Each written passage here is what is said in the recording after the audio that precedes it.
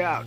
Here come former SportsCenter anchor Bob Stevens, esteemed basketball coach Rich Basirico, and Hall of Fame sports writer Curry Kirkpatrick. And someone's going under the bus. All right, let's throw Curry under the bus right off the bat for not being here. He's up helping Santa, I think, or playing Santa, one or the other. Justin Jarrett joining us, our usual producer, who is he knows more than Curry anyway. So he's, I don't know about all that.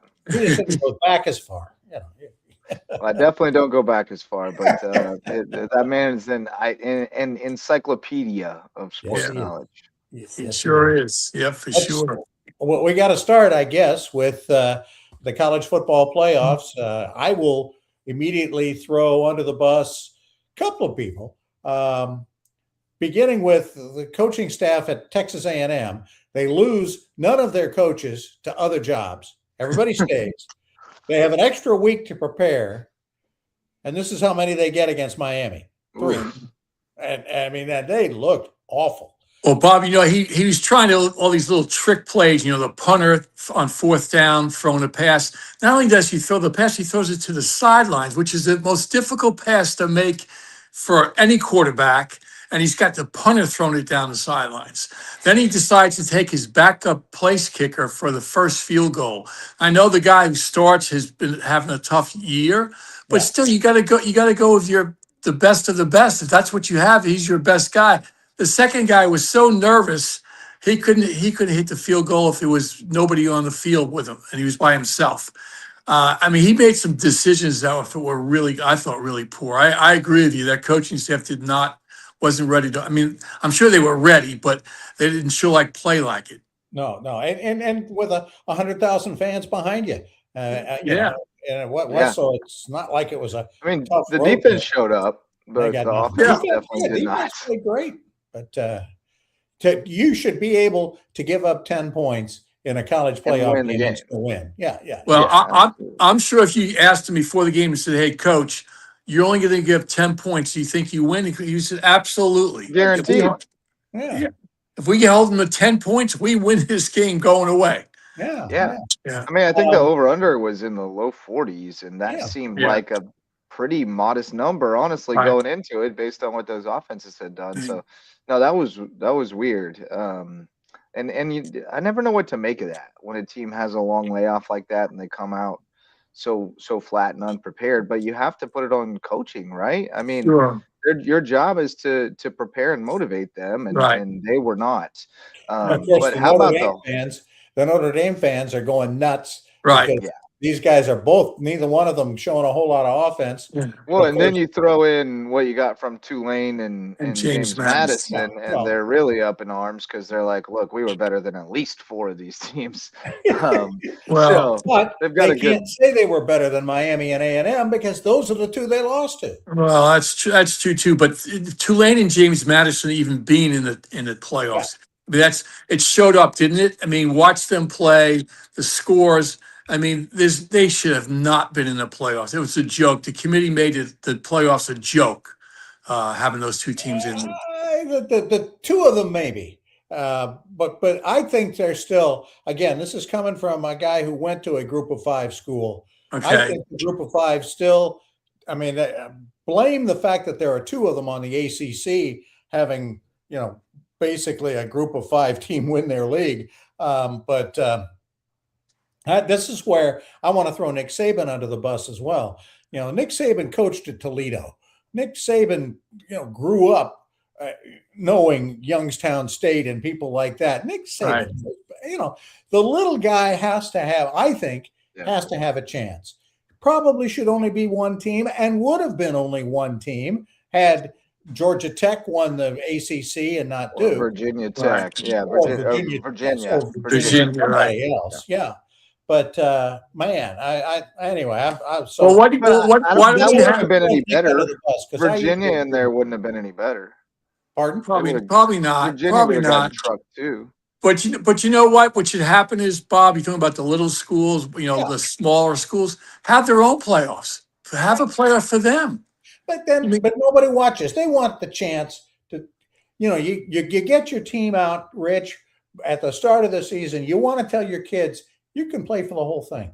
Yeah, well, you could. If we take care of business, we should have a chance to play for the whole thing. Right. I don't know. I'm kind of with Rich. I think it's time for another division to separate off. I think that we've gotten too have and have not with the NIL stuff. And then what we're going to get is playoffs full of 8 and 5 teams. Notre Dame makes it every year, and Alabama makes it every year, no matter what their record is. And Georgia makes it every year, and a bunch of 8 and 5. Then we'll get that'll. The only good thing is that'll get to the point where you fire a coach if he doesn't make the playoffs, which is what we've done now with bowl teams. If your team doesn't make a bowl, you fire him. Yeah, you're gone. In fact, some teams that are in bowls, like the one because we're seeing fired anyway. But yeah, we're seeing in real time how important those bowl games are and how much they mean to the players and the coaches. So it's so important that they make it to one because it's so important. Oh, come on. I'm joking. Yeah, it's a joke. I get it. Half the teams are opting out. The coaches don't care, and the fans don't go. My complaint of the pregame shows is that during the season, all they ever talk about is the top 25, or the elite teams in the elite leagues. You know what? You got half the country roots for somebody else. You got half the country pulling for who doesn't care about who Alabama's playing this week. They care about who Wayne State's playing, and because they live in Detroit. Man, Ferris State is an absolute unit. Ferris State should get the winner of this other tournament, this CFP thing, right? and their quarterback's a freshman, and he's going to be getting paid somewhere big next year because he is. Well, where the last year's Ferris State. Yeah, the last one's at Ole Miss. Hello. Yeah, talk about a feeder program. Anything you're looking forward to in this coming week? These guys now have 10 days to practice. Lane Kiffin can take 2 more jobs. In this 10 days. Has he talked to Michigan yet? They ought to. You never know. I mean, who's Michigan talking to? It hasn't even been really talked about. Like, who are they talking to? The Arizona State guy signed a 5-year contract, right. So he's out. It seemed like they were counting on DeBoer to lose and get fired. Yeah, and they were going to swoop in. And they're talking to Jed Fish, the coach at Washington, who was on the staff for Harbaugh for a little bit. They're talking to David Shaw's name come up too. Yeah, I think that'd be a great fit. I think he'd do a great job there. I don't think I tell you what, I would guess the whole Michigan thing is a big enough mess that he may not want anything to do with the whole administrative thing. He's done his thing. Michigan will find somebody, obviously, but I don't know. It'll be interesting to see. Tom Brady. There you go. Well, you know what? I bet they've made the call to Tom Brady. I bet they have too. What do you think? Yeah. Help. Well, they got to get somebody going by the end of the month. You have to think, and we don't have that many days left because the transfer portal is January 2nd, right? Biff says he wants it. Biff says he's ready. Okay. The portal is popping. It's ready to go. Are you in the portal, Justin? I mean, might as well get in there and see what happens, right? Jump in the pool. The water's fine. Anybody? Let's see. Ole Miss is getting 6.5 against Georgia, a team that beat them only by 8 in the regular season. Oregon's giving 1.5 to Texas Tech. I like Texas Tech. Their defense is so good. Indiana's given 6.5 to Alabama in the Rose Bowl. That game scares me, man. Alabama probably shouldn't even be in this thing, and I have a feeling they're going to make a run, and it makes me mad. And that usually happens that way, doesn't it? Think about how many times the teams in college basketball, like why is North Carolina in there? Next thing you know, the win, boom, boom. They're in the Sweet 16. Syracuse's classic shouldn't be there and makes it to the Elite Eight. Like there's always some 11 seed that shouldn't be in there. That's right. Yeah, which is why the little guy needs to play. but in basketball it works a lot better. I mean, there are more upsets in college basketball than in football. I mean, you can have on a given night, the team's not shooting extremely well, and you guys are knocking down threes. In college football, you got the little guy. I just don't see the big upset. I mean, it does happen. I mean, Appalachian State beat Michigan. I mean, it does happen occasionally, but more it's the so in depth college basketball. required. It's the depth required. If you can get 8 guys that can go in basketball, you can win it all. And in football, you got to have 60. You know, like it's just Right. It's Well, much and think about to this, guys. make up the talent gap. In basketball, you could have by far the better team. The next thing you know, 1, 2 of your guys get in foul trouble. I mean, the whole strategy changes. In football, you have a penalty, okay? You have a 15-yard penalty, you keep going. Have another 50, keep going. But in basketball, you get a couple of fouls. I mean, your strategy sometimes changes a lot. You might be full court pressed, all of a sudden you got to back off, or you have to go to a zone to protect some of your players. So it can happen, and it does happen. You never have to send your quarterback to the bench for the rest of the half. No, to make sure he doesn't pick up a third one. Right, exactly. No, totally. The last favorite of the Final 8, Ohio State is a 10-point favorite in the against Miami. Game against Miami. Miami's defense is strong. Yeah, I would. That's a lot of points. I mean, I know Ohio State is really strong, but Miami defensively, they got a couple studs that they might keep that game close. And the same concept applies to Miami because they maybe shouldn't be in this thing either. That's true. Remember last year, the 4 teams that got that bye all got beat. Yep. Oh, that's right. That's exactly right. Now 2 of them were SMU and Boise State, but still, it just something to ponder. Hey, one other group I want to throw. I want to throw Notre Dame under the bus again. We have already done enough to them for how they've acted. They've canceled the series with Southern Cal. And what's the reason? It doesn't fit. Notre Dame, Southern Cal doesn't want to play another Big Ten type team on the road every other year, and Notre Dame doesn't want to do it either. So Notre Dame's picking up Brigham Young, home and home with Brigham Young the next 2 years, which will be a terrific holy war. The Catholics and the Mormons, it'll be wild. We'll have to come up with a T-shirt for that. Oh, I'm sure they're already made. Get one for your Brigham Young fan for Christmas. You still can do it. That's probably a schedule upgrade for Notre Dame, actually, at this stage, which is kind of crazy to think about, that BYU's in a better place than Southern Cal, but definitely feels that way right now. I got some while we're on the college football. I got some people to throw under the bus here. I don't know if you guys caught the thrilling Bush's Boca Raton Bowl, but ESPN with the footage here. Did you see this, Rich? Yes, I did. You got to throw the officials under the bus. Absolutely. How is it not a flag? There was no flag there? No. Oh, I didn't even. Now there's a flag. There's a flag because of the fight, but they didn't throw a flag for him going pushing the guy out of bounds. Way out of bounds. Way out of bounds. Way out of bounds. So yeah, they scrapped another one of these extremely important bowl games that we absolutely have to have. You're going to build another wing. Watch how far he rides this guy out of bounds. Look at this. Look at this. They didn't call it. They throw a flag on that. That was unnecessary. That was indeed unnecessary. There we go. Now I can see throwing a flag there. Of course, they're in a fight. Now you start throwing people out. Yeah. So got to throw them under the bus. Absolutely. And then I just saw something else come across my radar. And now I don't know where it went. So I'll leave that for later, I suppose. But the Boca Raton Bowl. A lot of people were in the stands.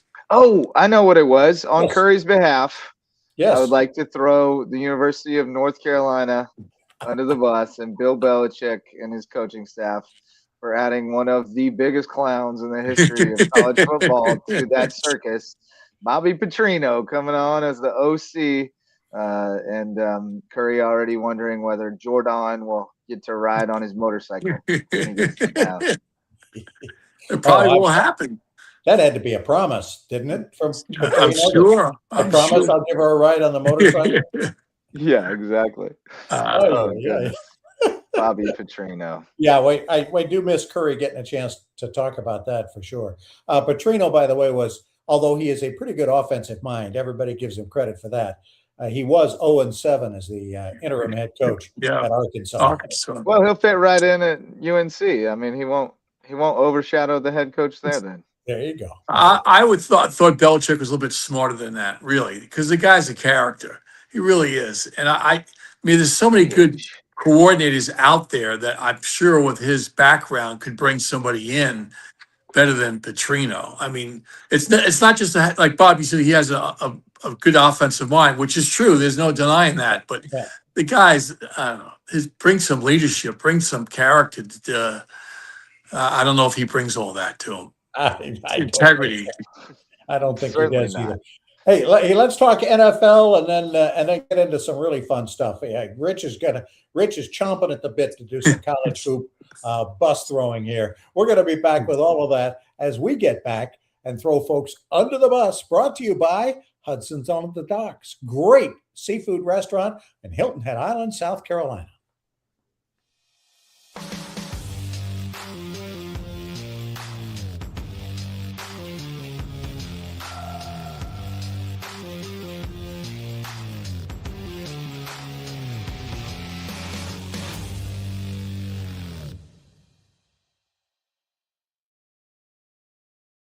Welcome back to Under the Bus. Bob Stevens along with Justin Jarrett and Rich Basirico.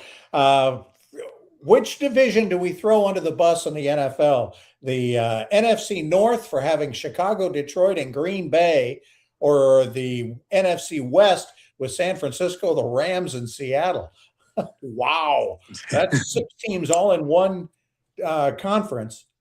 While it's just kind of the Broncos and New England in the AFC, but wow.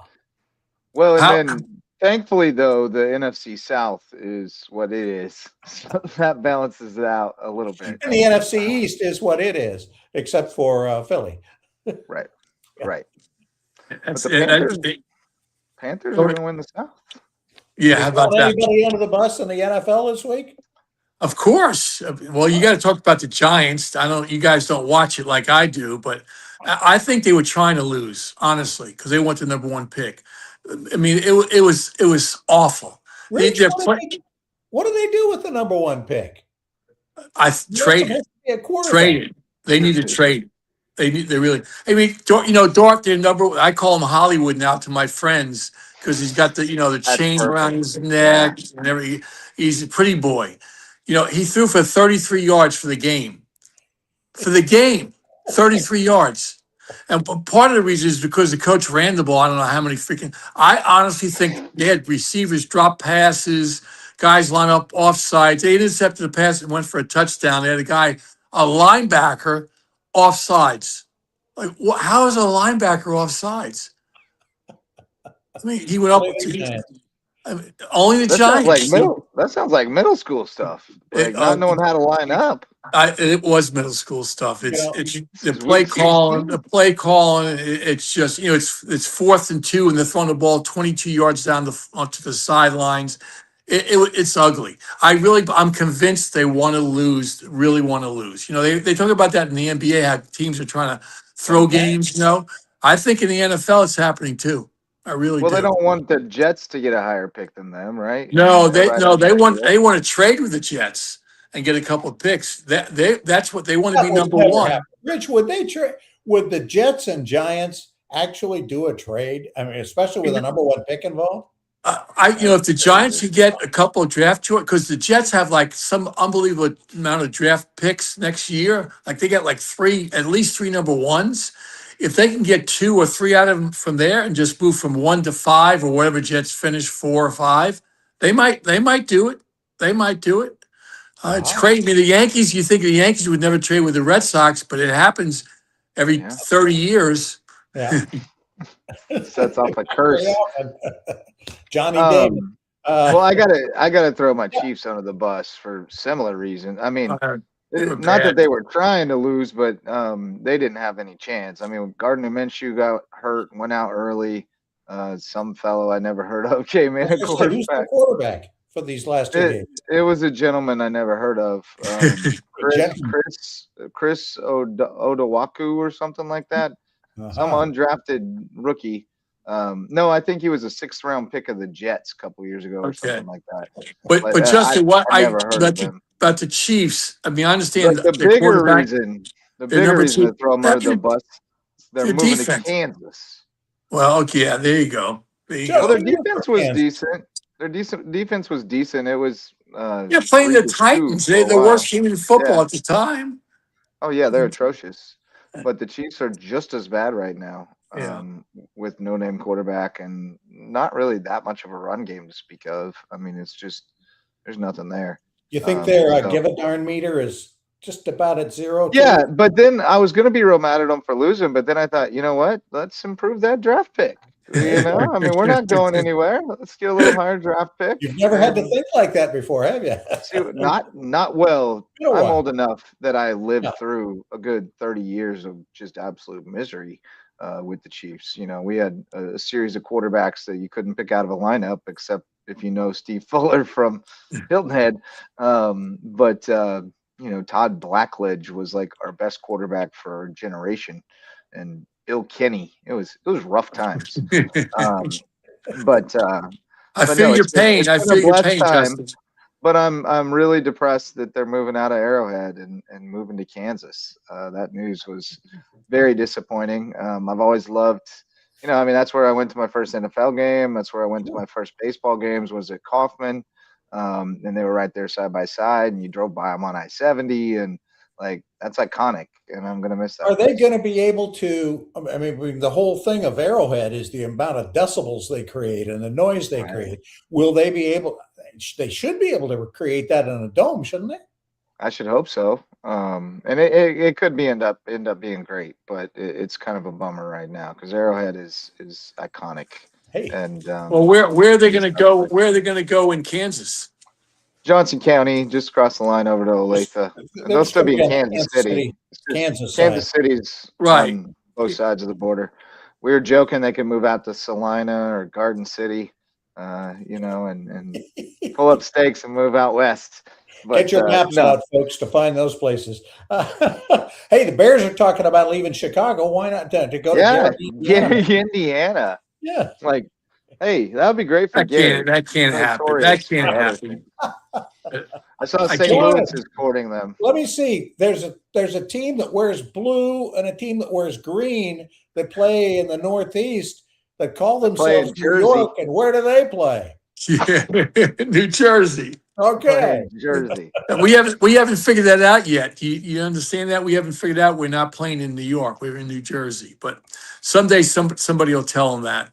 Hey, props as opposed to under the bus. Props to Phillip Rivers.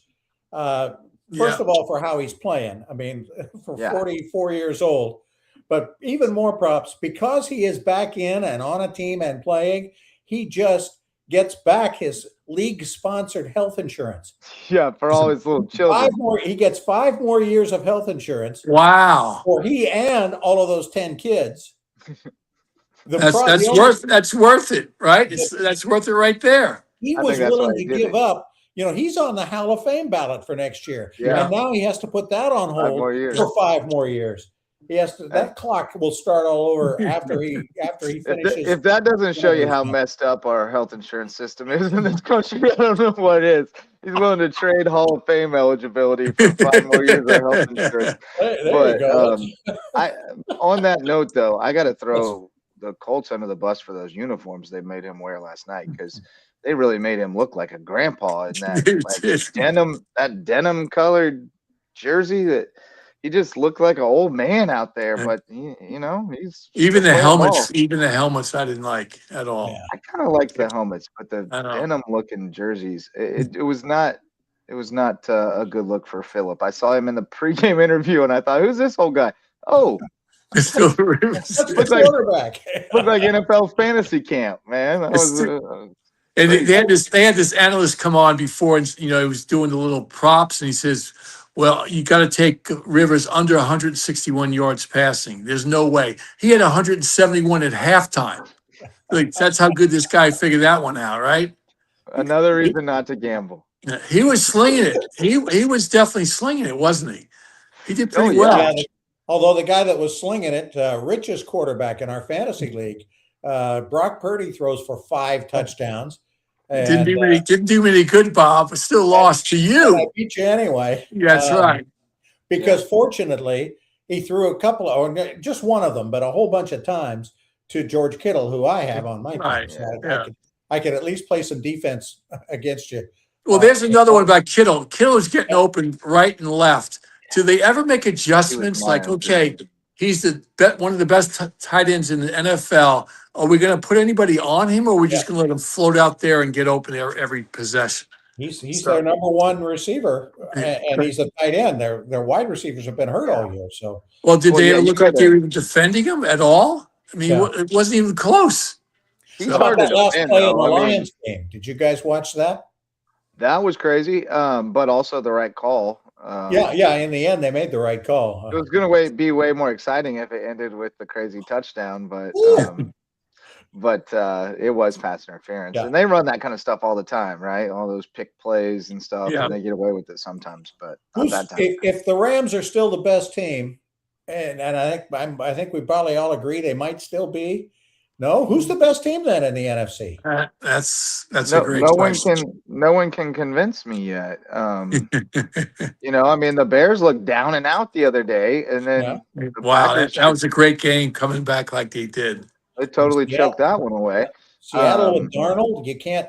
I mean, can you trust that? I don't know. I don't think so. But the Rams have had a couple of stinkers too. Yeah. Just a couple of games where they just did not look themselves. I don't feel like I don't trust anybody in the AFC either, though. I don't trust the Patriots or the Broncos. No. The Jaguars looked really good last weekend, but do you really trust them? Yeah. The Bills again at times. I think it is all set up. League. Yeah, it's all set up for the Bills to win it.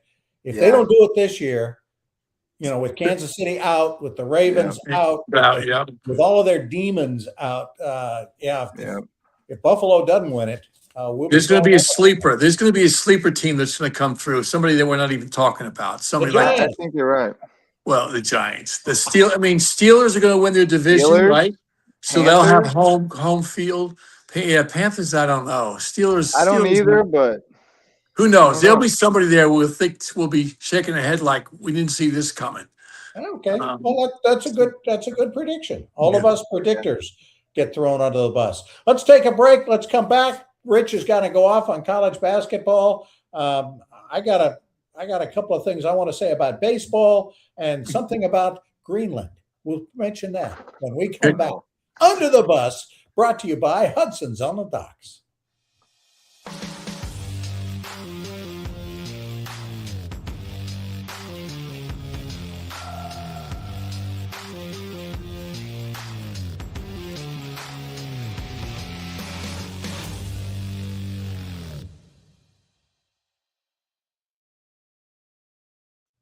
Welcome back to Under the Bus. Bob Stevens along with Justin Jarrett and Rich Basirico. Curry's off this week playing Santa Claus, and with his white hair, he could do that part of it. He could pull it off. Yeah, for sure. Let's talk college basketball. The floor is yours, Rich. Oh, okay. Well, I have a couple of teams, coaches who are under the bus. One, Memphis, Penny Hardaway. He was a terrific player, but that tells you right there, not terrific players don't make great coaches. That was the worst coach basketball game I've ever seen. It was their shot selection was I can't even describe it. Did you watch the game? Did they even run a half court play? I mean, a set or anything? They just ran up and down, and whoever wanted to take a shot, go for it. I mean, and then he stands on the sidelines at a crucial time late in the game. I guess it was overtime, and they thought it was their ball. They had a timeout, and Penny's just standing around with the players. There really was no discussion per se. And the next thing you know, during the timeout, they had a review, and they changed, and the ball now is going the other way. And Penny's sitting there going, I didn't realize that he had to tell his players they no longer had the ball. He had no idea that it was under review. Zero idea it was under review. I've in watching the game and just to see the shot selection and how each kid could, they just was like, okay, it was playground. It's what you typically play playground, up and down the floor. Whoever gets the ball wants to shoot it, go for it. It was just an ugly, ugly, ugly played game and not well coached at all. And I hate to throw coaches under the bus, but at that level, I mean, Memphis has had a great program over the years, Sure. and to see him, and he's done a great job recruiting players, but he just can't get them to play together. So that's number one. Number two is Georgetown losing to Xavier. They were favored by 5.5. They lost outright by 3 to Xavier, which is, it's an upset, but it's not a huge upset, but it's an upset. But they shot 25 for 43 from the free throw line. 25 for 43. That only means they missed 18. They made more than half. Come on. This is major college basketball, guys. That's what they call it. It's a free throw. It's free. You're giving the ball. You can't defend. I used to tell our players, you can be playing against Michael Jordan, LeBron, whoever. At the free throw line, they can't stop you from scoring. They can stop you on the floor. They won't be able to score. But when you're at the free throw line, they cannot stop you from scoring. How can you miss that many foul shots? Xavier only took 14. They only attempted 14. They made 11 out of 14. Georgetown missed more than Xavier's shots. Exactly. Exactly. So is that why Ed Cooley threw that bottle of water at somebody? I guess so, unless some fan was yelling at him. But Cooley's usually pretty cool. He's a good coach and he keeps his composure. But did you see how it happened? I mean, the game was over. He just turned around and threw it. He's as nuts, kind of. But he's been suspended for 1 game. I mean, and he apologized and all through that. But I've how many times have you? I mean, you guys have watched a lot of they hit sports. A kid. Oh no. In the head, right? He hit a kid in the head, didn't he? Yeah, he did. Justin. So, okay, you want me to keep going? If you're on a roll, you're on a roll. Okay, let me. I'm a big St. John's fan, and Rick Pitino is kind of a legendary coach. So they played Kentucky on Saturday. They were up by 7 at half, which it's decent run and a nice little lead at halftime. They were outscored the second half 53-34. Okay, outscored. Now, the reason I bring that up because a week before that they played Auburn and they were up 9 at halftime and they were outscored 55-35 in the second half. So usually coaches, you watch your game, you watch the flow of the game, you're going into, their strengths and your strengths and weaknesses, and you make adjustments at halftime. Right. But and Patino's usually pretty good at that, or very good at that. How in 2 particular games within a week or 10 days they get outscored 53-34 and 55-35. That's bad. That's real bad. That's how you get a seat under the bus. Yeah, that's some serious defensive lapses in the second half, which as a coach, you're probably running the heck out of them, right? Saying, look, our conditioning is trash. We are garbage in the second half. We got to get in better shape. That's one of them, Justin. The other thing is they're rebounding. I mean, they've been out rebounding games. Patino's been all over that, and I'm shocked that from the beginning of the year. Now, of course, I know they only played a third of their schedule, if that much. Why they can't improve that part of their game? Last year they were one of the best rebounding teams in the country. Now I know the personnel is different, but come on now, they've gotten second and third shots right and left, and they have to obviously emphasize that in practice, which I'm sure he does. And his front line is very strong. I mean, he's got some good players. He got the Big East player, preseason Big East player of the year, supposedly, was voted that. Got a kid moving from Providence, 6'8", who was all Big East. I mean, he's got 2 guys up front who are all Big East players, and they can't rebound. Something's not right. I don't understand that, but I'm sure Pitino will get it turned around. you and I both know that rebounding is more about want to than anything else. So, and so is defense, especially in the second half. So it sounds like maybe it's a motivation issue, and maybe they're not as bought in as they need to be right now, which is probably harder to get these days than it used to be. More money.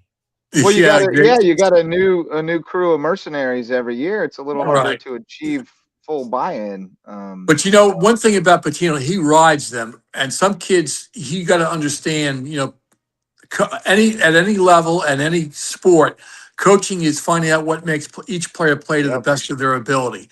And last year he could ride those kids and they responded to him. These kids are not responding to him. He's got to figure that out. If he doesn't figure it out, he's in for a long season. They were preseason number, I think either 4 or 6. And now they're out of the top 25. So they were playing Harvard tonight. The first time I looked, they were behind, but at halftime they were up, I think by, I don't know, 9 points, 10 points, whatever it was. So we'll see what the final score on that one is. Man, so to Harvard, he might be sleeping with the fishes. No, I don't think he'll lose to them, but he might be. You might be right, Justin. And my last one is Duke losing a 17-point lead in the second half with 16 minutes to go. And Texas Tech, had one of their better players fouled out. Another guy had 4 fouls. And to come back and do what they did against Duke is pretty amazing for Texas Tech. Pretty sad for Duke that they didn't take control of that game. So those are my throw unders under the bus. You feel a little better now. Right. I do, especially about Penny Hardaway. I just can't. I can't. Well, I can't even. I can't. I couldn't watch it. I mean, it was Justin, like you got to be kidding me. Justin, what do you got? I was feeling pretty bullish about my Mizzou Tigers, and I completely forgot they were playing Illinois yesterday in the annual bragging rights game, and I'm really glad I forgot because I would have been real mad if I had watched it. They lost 91-48 in the biggest blowout in bragging rights history. Yeah. Just an atrocious performance. Rough. So, now we're looking ahead to that Tax Slayer Gator Bowl against Virginia, I guess. Do you think the basketball players at Mizzou are worried about Drinkwitz running off to Michigan, even though he? No, we just re-signed him. He's good to go. I don't know, man. They shot 29%. That ain't gonna cut it. You're not gonna beat many teams that way, Justin. You're shooting 29%. I thought it was gonna be a close game. I really did. But then I saw the score. I said, "Holy mackerel! That's running away with it." Didn't go our way. Yeah. I got one up and one down. How badly did Ryan Gerard want to play in next year's Masters? He's a golfer. He's ranked 57th in the world. He wanted it badly enough, never been, to fly to the island of Mauritius off the African coast and play in the Mauritius Open, where he needed a top 5, and he did get into the playoff before losing. He's now 46th in the world in the top 50, get into Augusta at the end of the year. So he's in. He flew 10,000 miles each way. And the amazing thing to me is none of the guys ahead of him thought, you know what, maybe I ought to show up too, just to make sure. And, they stayed behind, and good for him. Going to How about that? Yeah, that's pretty cool. Maybe he told him he wasn't going. No. I'm not. My end of the bus goes to the athletic director at LSU, Governor Jeff Landry, who has just become the special envoy to Greenland. President Lord Trump decided that he really wants Greenland, and Jeff Landry, who signed, who got rid of Kelly, signs Kiffin, promises he's never going to do one of those big buyout at the end of the thing, deals, and of course does it for Kiffin. He will stay. He says, this shouldn't affect my ability to be the governor of Louisiana or the athletic director at LSU, I guess. He's also going to be the special envoy to Greenland. I think we've got I think Kiffin's debut could be in one of those international games. He may go take him to Greenland. That'd be good. Play Alabama or play Alabama there. Well, Landry already said that he would rather have Trump make the next football hire than the AD, right? So Trump maybe would that do was the it quid too. pro quo. Maybe Trump called him up and said, "I'll make you special envoy to Greenland, but I get to hire the next football coach at LSU. Whenever you fire Kiffin, I'm Trump would in." love to do that. Trump would Yeah, he love to would. do it, and he thinks he has the knowledge to do it too. That's the Yeah, whole funny thing about it. Yeah, he's Dunning-Kruger syndrome walking around. My goodness. Okay, no more politics. Anybody else to throw into the bus? I have one more. This is Go ahead, Rich. NBA. Yes. Draymond Green Yes. getting in an argument with his coach. His coach during a timeout and got so mad that he left the huddle and went to the locker room. And Just he finally walked out. just walked out. Just walked out. He was so angry. And then he did come back. And to Kerr's credit, Kerr did not play him the rest of the game, but he supported his teammates. He said he needed to come back and support his teammates. But I've watched Kerr in the past when Draymond gets in technicals and gets kicked out of games and Kerr never. I've watched on the side. I particularly picked like, is he going to say anything to him when he comes out after getting a technical or he gets thrown? Is he going to say anything? And maybe I'm sure in the locker room he probably does. But when he comes out of the game, he doesn't say a word to him. And if you don't address it immediately, then this is the kind of stuff that happens when a player gets in your face during a timeout and argues with you. I don't care at that level, at any level, that should not happen whatsoever. And Kerr, this is happening because he's allowed it to happen. Yeah. So it's a shame it did happen. It's embarrassing. Did you ever have a player walk out on you during a game? Sir. No, sir. Did you ever want to walk out on a game when it was going badly and just leave the kids to run the rest of it? No, but when I was in college, I listened to this. I was at Division II college, St. Leo.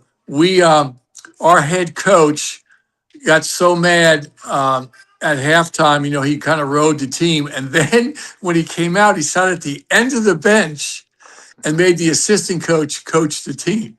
He just said at the end, like, okay, I'm not happy with you guys are playing. I'm just going to sit at the end of the bench.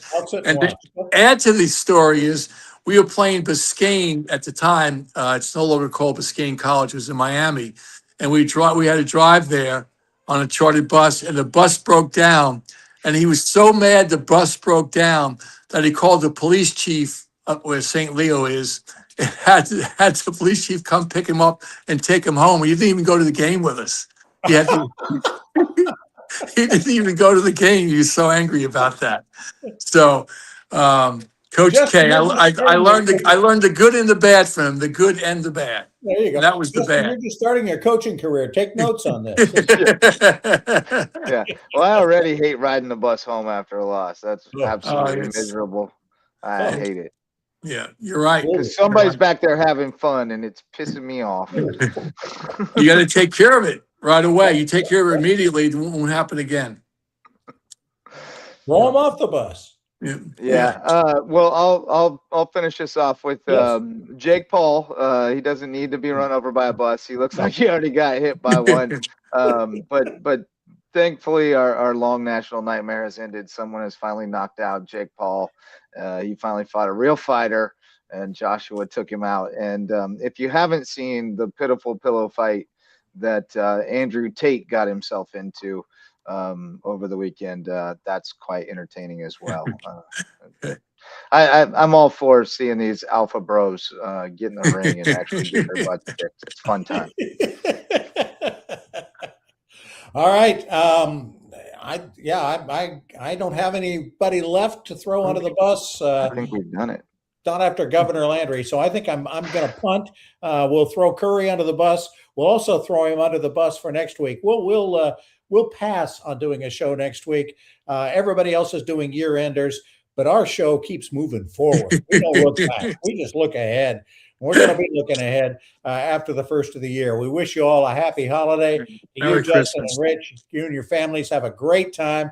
We will as well. And thanks for joining us this week. Under the Bus, brought to you by Hudson's on the Docks. Merry Christmas. Merry Christmas.